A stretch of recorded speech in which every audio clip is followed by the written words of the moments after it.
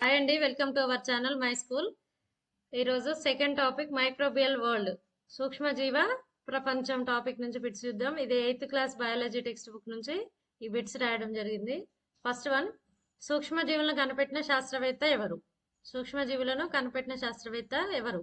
Answer Antonie van Leeuwenhoek, 1674. Antonie van Leeuwenhoek 1674. మొట్టమొదట కణాన్ని కనిపెట్టింది రాబర్ట్ హుక్ 1665. అయితే రాబర్ట్ హుక్ కనిపెట్టినటువంటి కణం నిర్జీవ కణం, కాబట్టి మొట్టమొదటి సజీవ కణాన్ని కనిపెట్టింది ఎవరు అని అడిగినా కూడా యాంటోనీ వాన్ లివెన్హాక్. అయితే ఈయన ఏం చేస్తాడంటే యాంటోనీ వాన్ లివెన్హాక్ సొంతంగా ఒక మైక్రోస్కోప్ తయారు చేసుకుంటాడు. అది సింగిల్ లెన్స్ ఉంటుంది, ఒక్కటే ఒక కటకాన్ని ఉపయోగించి సూక్ష్మదర్శిని తయారు చేసుకుంటాడు. దాని యొక్క కెపాసిటీ 300 రెట్లు చూపించేటట్టుగా ఉండేటటువంటి ఒక కటకంతో మైక్రోస్కోప్ ని తయారు చేసుకొని ఆయనకు అందుబాటులో ఉన్నటువంటి ప్రతిదాన్ని పరిశీలిస్తున్న క్రమంలో చిన్న చిన్న సూక్ష్మజీవులని గుర్తించడం జరిగింది. వాటికైనా యానిమల్ క్యూల్స్ అని పేరు పెట్టాడు. యాంటోనీ వాన్ లివెన్హాక్ కనిపెట్టినటువంటి సూక్ష్మజీవులకి యానిమల్ క్యూల్స్ అని పేరు పెడతాడు. తర్వాత బ్యాక్టీరియా అని పేరు మార్చడం జరిగింది. కాబట్టి బ్యాక్టీరియాని మొదటిసారిగా కనిపెట్టింది ఎవరన్నా కూడా యాంటోనీ వాన్ లివెన్హాకే. సజీవ కణాన్ని మొదట కనిపెట్టిందన్నా కూడా యాంటోనీ వాన్ లివెన్హాకే.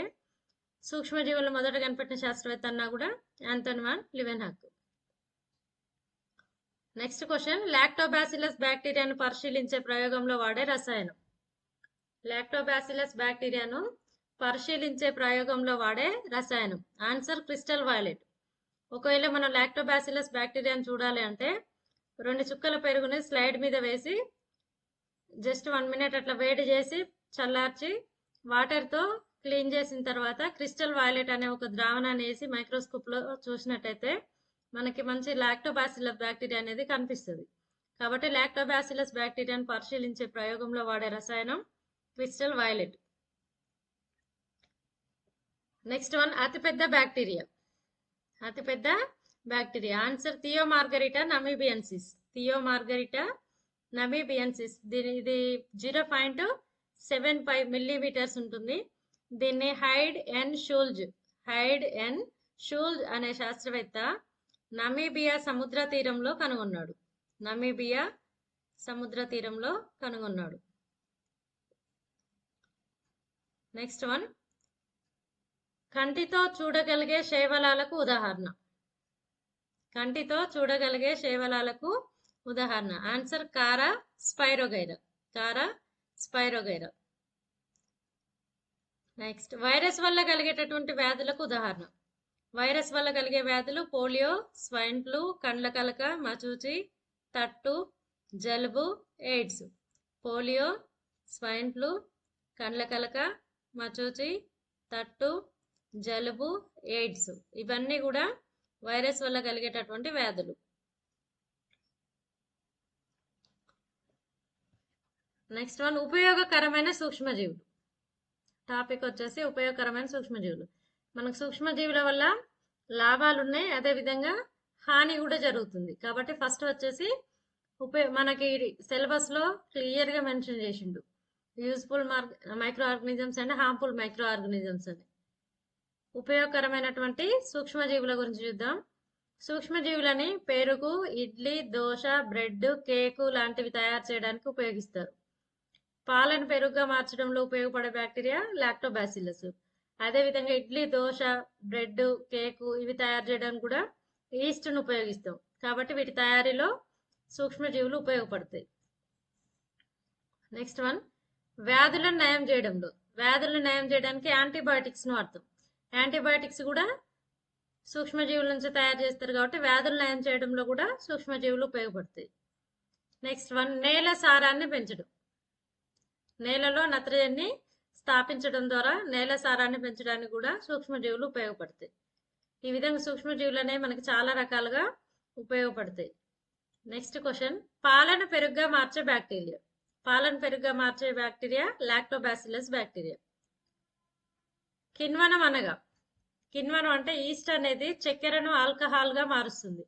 ఈస్ట్ చక్కెరను ఆల్కహాల్ గా మారుస్తుంది. దీన్ని మనం కిణ్వనం అంటాం.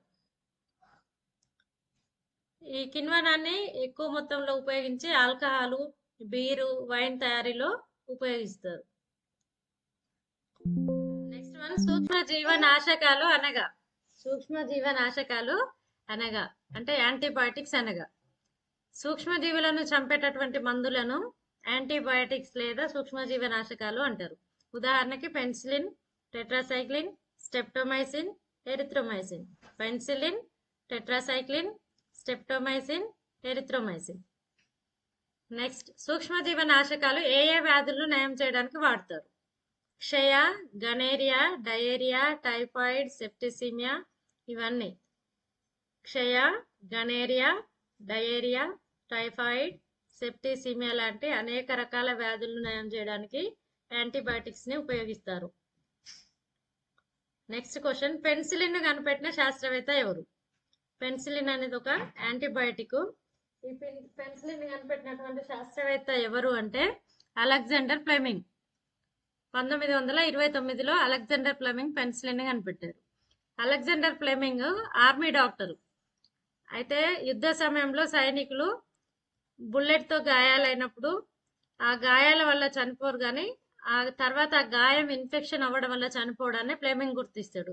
అయితే ఈ ఇన్ఫెక్షన్ ని తగ్గించడం కోసం మందును కనిపెట్టడానికి ఆయన ప్రయోగాలు చేస్తున్న క్రమంలో ఒక బ్యాక్టీరియాని పెంచుతాడు. ఆ బ్యాక్టీరియాని పెంచుతున్నప్పుడు ఆ బ్యాక్టీరియాని పెంచేటటువంటి ప్లేట్ లో ఒక శిలీంధ్రం పెరుగుతుంది. ఆ శిలీంధ్రం ఏం చేస్తుందంటే బ్యాక్టీరియాని చంపేస్తుంది. అయితే ఈ శిలీంధ్రంలో ఆ బ్యాక్టీరియాని అడ్డుకునేటటువంటి ఏదో శక్తి ఉంది అనేటటువంటి విషయం బట్టి ఆయన పెన్సిలిన్ ని కనిపెట్టడం జరిగింది. ఆ శిలీంధ్రమే పెన్సిలియం నోటేటం. ఈ పెన్సిలియం నోటేటం అనే శిలీంధ్రం నుంచి తయారు చేశారు కాబట్టి దానికి పెన్సిలిన్ అనే పేరు పెట్టారు. తర్వాత 1945లో అలెగ్జాండర్ ఫ్లెమింగ్ కి Howard Florey and Ernest B Chain అనే ఇంకో ఇద్దరు శాస్త్రవేత్తలతో కలిపి నోబెల్ బహుమతి ఇవ్వడం జరిగింది. నెక్స్ట్ వన్, టెట్రాసైక్లిన్ లేదా ఆరియోమైసిన్. టెట్రాసైక్లిన్ లేదా ఆరియోమైసిన్ ని కనిపెట్టినటువంటి శాస్త్రవేత్త ఎవరు? టెట్రాసైక్లిన్ కనిపెట్టినటువంటి శాస్త్రవేత్త ఎల్లాప్రగడ సుబ్బారావు. ఎల్లాప్రగడ సుబ్బారావు ఈయన మన తెలుగు ఆయననే, పశ్చిమ గోదావరి జిల్లా, ఆంధ్రప్రదేశ్ లో జన్మించాడు. అయితే ఈ టెట్రాసైక్లిన్ కనిపెట్టడానికి ఉద్దేశం ఏంటి అంటే ప్లేగ్ వ్యాధి నివారణ కొరకు. కానీ ఈ టెట్రాసైక్లిన్ అనేది ప్లేగ్ వ్యాధితో పాటు టైఫాయిడ్, క్షయ కూడా మందుగా ఉపయోగపడింది. టెట్రాసైక్లిన్ దేనికి ఉపయోగిస్తారంటే టైఫాయిడ్, ప్లేగు, క్షయ ఈ మూడింటికి కూడా ఉపయోగించడం జరుగుతుంది. నెక్స్ట్ వన్, వ్యాక్సినేషన్ అనగా. వ్యాక్సినేషన్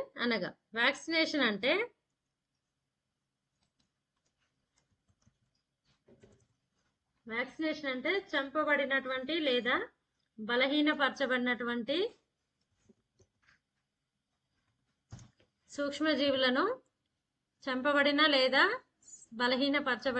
సూక్ష్మజీవులను లేదా వ్యాధిని కలిగించేటటువంటి సూక్ష్మజీవులను శరీరంలోనికి ప్రవేశపెట్టడాన్ని వ్యాక్సినేషన్ అంటారు. వ్యాక్సినేషన్ అంటే చంపబడినటువంటి లేదా బలహీనపరచబడినటువంటి వ్యాధి కారకాలని శరీరంలోకి ప్రవేశపెట్టడాన్ని వ్యాక్సినేషన్ అంటారు. వ్యాక్సిన్లకు ఉదాహరణ మచూచి, అమ్మవారు, హెపటైటిస్, క్షయ, గౌద బిళ్ళలు, డిప్తీరియా, కోరింత దగ్గు, తట్టు వీటన్నిటికీ వ్యాక్సిన్స్ ఉన్నాయి. నెక్స్ట్ వన్, పోలియో టీకాను కనుగొన్న శాస్త్రవేత్త ఎవరు? ఇక్కడ గమనించండి, పోలియో డ్రాప్స్ కాదు, పోలియో టీకా. పోలియో కూడా టీకా ఉంటుంది, వ్యాక్సిన్ ఉంటుంది. ఆ పోలియో టీకాను కనుగొన్న శాస్త్రవేత్త ఎవరు అంటే answer Jonas Salk. 1952 Jonas Salk 1952లో పోలియోకి టీకా మందును కనుగొన్నారు. నెక్స్ట్ వన్, పోలియో చుక్కల మందును కనుగొన్న శాస్త్రవేత్త ఎవరు? పోలియో టీకాని కనిపెట్టిందేమో జోనస్ శాక్ 1952. పోలియో చుక్కలు ఇప్పుడు ఆల్రెడీ ఉపయోగిస్తున్నటువంటిది పోలియో చుక్కలు ఉంది కదా, ఈ పోలియో చుక్కల మందును కనుగొన్న శాస్త్రవేత్త ఆల్బర్ట్ సబిన్.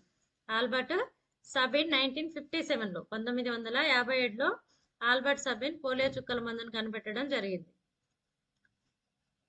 నెక్స్ట్ వన్, మచూచికి టీకాను కనిపెట్టిన శాస్త్రవేత్త ఎవరు? ఇది ఫస్ట్ టైం కనిపెట్టబడినటువంటి టీకా. మచూచికి టీకాను కనిపెట్టిన శాస్త్రవేత్త ఎడ్వర్డ్ జెన్నర్ 1796లో. ఎడ్వర్డ్ జెన్నర్ 1796లో. ఎడ్వర్డ్ జెన్నర్ ఏంటి అంటే ఈయన ఒక డాక్టర్. ఈయన దగ్గరికి ఏమవుతుందంటే ఈ విలేజెస్ లో పనిచేసేటటువంటి డాక్టరు. ఈయన దగ్గరికి 2 రకాల పేషెంట్స్ వస్తారు. ఒకటి మశూచికి సంబంధించినటువంటి పేషెంట్, ఒకటేమో మశూచికి సంబంధించినటువంటి పేషెంట్, ఇంకొకటేమో కౌపాక్స్ అనే డిసీజ్ కి సంబంధించినటువంటి పేషెంట్. ఈ 2 రకాల పేషెంట్లు జెన్నర్ దగ్గరకు వస్తుంటారు. అయితే ఈయన ఏం అబ్జర్వ్ చేశాడంటే ఎవరికైతే కౌపాక్స్ డిసీజ్ వచ్చిందో వాళ్ళకి మశూచి రాకపోవడాన్ని ఎడ్వర్డ్ జెన్నర్ అబ్జర్వ్ చేశాడు. అయితే ఆయన ఏమనుకుంటాడంటే అంటే కౌపాక్స్ డిసీజ్ కి సంబంధించినటువంటి వ్యాధి కారకంలో మశూచికి వ్యాధిని తట్టుకునేటటువంటి ఏదో శక్తి ఉంది అని చెప్పి దాని కోసం ప్రయోగం చేయడానికి ఒక 8 సంవత్సరాల వయసు ఉన్నటువంటి బాయ్ని సెలెక్ట్ చేసుకుంటాడు. ఆ అబ్బాయికి ఏం చేశాడంటే కౌపాక్స్ డిసీజ్ వచ్చినటువంటి వ్యక్తి యొక్క బొబ్బల నుంచి రసాన్ని తీసి ఆ 8 సంవత్సరాల బాలుడికి ఎక్కిస్తాడు. ఆ అబ్బాయికి ఆటోమేటిక్ గా కౌపాక్స్ డిసీజ్ వచ్చేస్తుంది. తర్వాత మశూచికి సంబంధించినటువంటి వ్యక్తి యొక్క బొబ్బల నుంచి కూడా ఆ రసాన్ని తీసి ఆ అబ్బాయికి 8 సంవత్సరాల వయసున్న అబ్బాయికి ఎక్కిస్తాడు. అయితే కానీ ఆ అబ్బాయిలో మశూచి రాదు.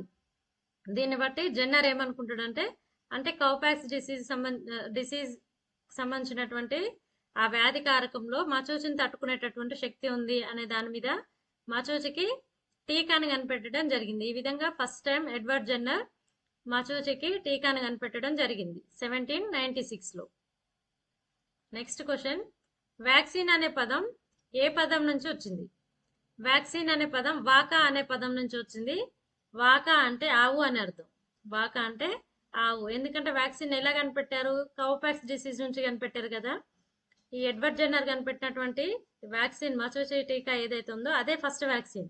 కాబట్టి ఇది ఆవుల నుంచి కనిపెట్టారు కాబట్టి కౌపాక్స్ డిసీజ్ నుంచి కనిపెట్టారు కాబట్టి ఆ పేరు మీదుగా వాకా పేరు మీదుగా వ్యాక్సిన్ అనే పదం రావడం జరిగింది. నెక్స్ట్ వన్, గాలిలో నత్రజని శాతం. గాలిలో నత్రజని శాతం 78% ఉంటుంది. చిక్కుడు జాతి మొక్కల వేరు బొడిపల్లో ఉండే బ్యాక్టీరియా. చిక్కుడు జాతి మొక్కల యొక్క వేరు బొడిపలలో ఉండేటటువంటి బ్యాక్టీరియా రైజోబియం లెగ్యుమినోసారం లేదా రైజోబియం బ్యాక్టీరియా. ఫుల్ నేమ్ అయితే రైజోబియం లెగ్యుమినోసారం. నెక్స్ట్ వన్, నత్రజని స్థాపన అనగా. నత్రజని స్థాపన అంటే గాలిలో ఉండేటటువంటి నత్రజనిని నైట్రైట్స్ లేదా నైట్రేట్స్ రూపంలోకి మార్చడాన్ని నత్రజని స్థాపన అంటాం. నత్రజని స్థాపక బ్యాక్టీరియా. నత్రజని స్థాపక బ్యాక్టీరియాలో రైజోబియం బ్యాక్టీరియా. ఇక్కడ అనబీనా నాస్టాక్ ఉన్నాయి. ఇవి కూడా నత్రజని స్థాపన చేస్తాయి. కాకపోతే ఇవి బ్యాక్టీరియాలు కాదు, శైవలాలు. నత్రజని స్థాపన చేసేటటువంటి శైవలాలు ఏంటి అంటే అనబీనా Nasdaq, bacteria rhizobium. Next one, BT అనగా. బీటీ అంటే బ్యాసిల్లస్ తురంజెన్సిస్. ఇది ఒక బ్యాక్టీరియా. బ్యాసిల్లస్ తురంజెన్సిస్ ఇది ఒక బ్యాక్టీరియా. దీంట్లో ఏంటి అంటే ఈ బ్యాక్టీరియాకి ఇది విడుదల చేసే ఒక రసాయన పదార్థం వల్ల పంటల మీద పెరిగే క్రిములను చంపేటటువంటి గుణం ఉంటుంది. కాబట్టి ఈ బ్యాసిల్లస్ తురంజెన్సిస్ బ్యాక్టీరియా నుంచి ఈ జన్యువులను వేరు చేసి జెనెటిక్ ఇంజనీరింగ్ మెథడ్లో ఆ జన్యువులను తీసుకుపోయి విత్తనాలలో ప్రవేశపెట్టి ఆ పెస్ట్ని తట్టుకునేటటువంటి వెరైటీస్ని డెవలప్ చేయడం జరిగింది. ఆ సీడ్స్ అన్నిటిని కూడా బీటీ అంటాం. ఉదాహరణకి పత్తి విత్తనాలు కనుక చూసినట్టయితే బీటీ అని ఉంటుంది. సిగ్మా బీటీ, బన్నీ బీటీ అలా. అంటే బీటీ అంటే బ్యాసిల్లస్ తురంజెన్సిస్. ఇది ఒక పురుగు లేదా పెస్ట్ని తట్టుకునేటటువంటి గుణాన్ని కలిగినటువంటి విత్తనాలు. ఓకే అండి, ఎవరికైనా మన వీడియోస్ కనుక ఉపయోగపడుతున్నాయి అనుకుంటే వీడియోకి అయితే లైక్ చేయండి, షేర్ చేయండి. మరిన్ని వీడియోల కోసం ఛానల్ అయితే సబ్స్క్రైబ్ చేసుకోండి. Thank you for watching.